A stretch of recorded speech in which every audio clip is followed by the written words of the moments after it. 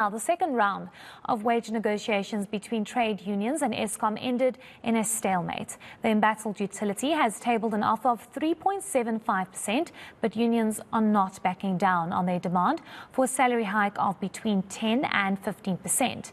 Now, are we likely to see workers at Eskom down tools amid the deepening energy crisis? Solidarity NUM and NUMSA are spearheading the wage talks.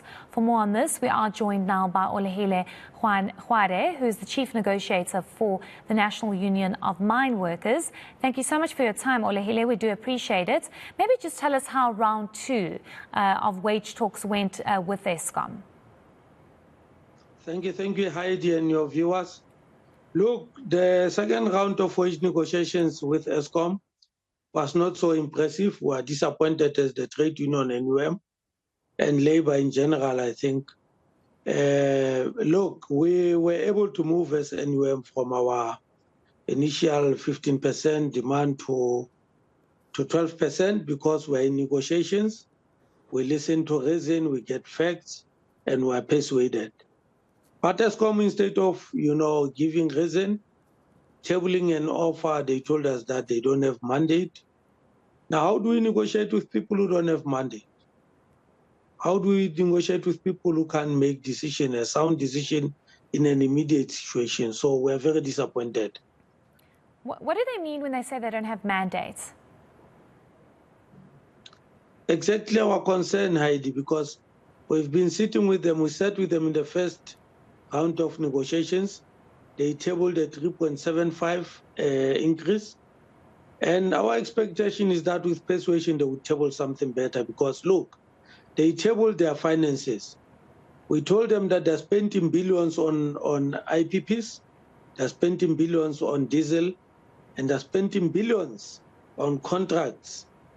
And therefore, it can't be that they can't be able to spend for people who are doing the actual work and making sure that South Africans are enjoying electricity. Well, we're not really enjoying electricity. We're in stage 6 at the moment, if I'm not mistaken. It's stage 5, and we've experienced the worst kind of rolling blackouts. But that's not the point of this conversation.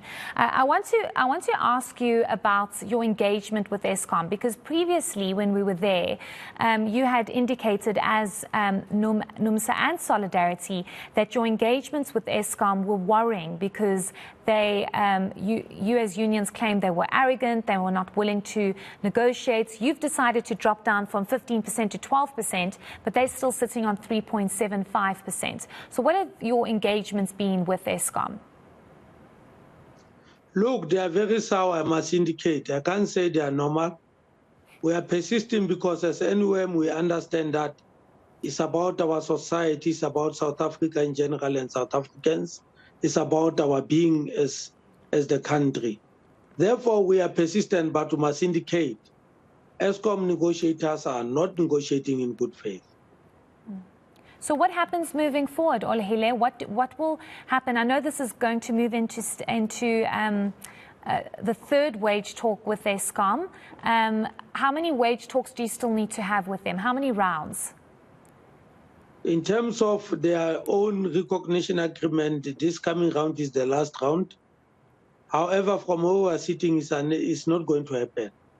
We are far from resolving our issues with Eskom, and Eskom has not come to the party as yet. So we are anticipating a crisis, but with seasoned and committed leadership, we can, in the interest of the country and the entity Eskom, we can come to an amicable solution. We are committed as NUM to engage. Mm-hmm. Yes, continue. I'm saying we are committed as NUM, the trade union, and other trade unions to engage in good faith so that we are able to resolve the impasse. So you said you're anticipating a crisis. When you say you're anticipating a crisis, what do you mean? Would we be seeing a repeat of last year where some workers decided to down tool and we saw an exacerbation of load shedding? Eskom must provide us with negotiators who are seasoned, who are ready to negotiate. Negotiators who will not tell us that they don't have mandate, they can't move, they can't be persuaded. It's like we're negotiating with robots. We need Eskom to give us its executives If the board must come down, it must come down. There's a crisis. Guys that are negotiating with us are not ready and they don't see the challenges our country is facing.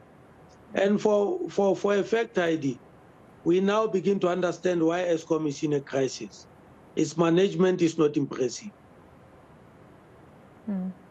Okay, so are you able to tell us whether or not you think there could possibly be some sort of action in terms of a strike action or workers deciding not to continue working until an agreement is met? Because I ask this in the context of the fact that Eskom is not moving from 3.75%.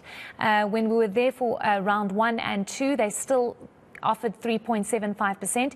You've decided to drop down. Are you anticipating a possible strike that is looming, or is it still too early to tell? Look, Heidi, we are doing this in the interest of the country. We are a union that loves its country. We are in these negotiations in good faith. So we are hopeful that Eskom will turn around, table an offer. Our expectation is that in the coming wage negotiations, the third round, the first session must be able to give us an offer that is sound, an offer that employees at Eskom will appreciate. Remember, Heidi, CIP, we are sitting at 7.1.